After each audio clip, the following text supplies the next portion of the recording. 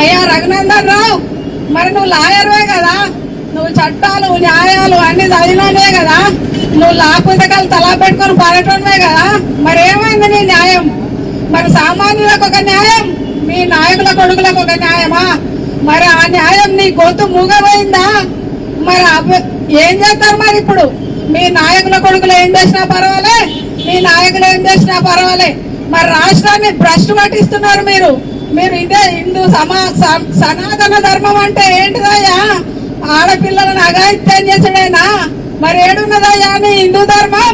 నువ్వే పాటిస్తున్నావా? అయ్యా ప్రతిభరావు, నువ్వెక్కడున్నావు? నువ్వు వరంగల్ ఇన్ఛార్జివి కదా, ఓట్లప్పుడే నీకు మహిళా ఓట్లు కావాలనా? మరి ఇప్పుడు నీకు మహిళలు గుర్తుకు రావట్లేదా? నీకు బిడ్డలు లేరా? నీ భార్య కూడా ఒక మహిళే కదా, మరి వరంగల్ తూర్పు ఇన్ఛార్జివి కదా, మరి వరంగల్ తూర్పు ప్రజల మరి మీ ఫోన్ చేస్తే ఫోన్ ఎత్తుతలేవయ్యా? మరి నువ్వు ఇంకెవరికి న్యాయం చేస్తావు? మీరు ఒకసారి మీ బీజేపీ నాయకులారా మీరు ఆలోచించండి.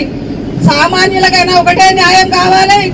మాకు తప్పకుండా అమ్మాయికి న్యాయం చేసే వరకు మా బీఆర్ఎస్ పార్టీ తరఫున మేము పోరాడుతూనే ఉంటాం. ఢిల్లీ నుంచి గల్లీ దాకా ఎక్కడికైనా వస్తాం.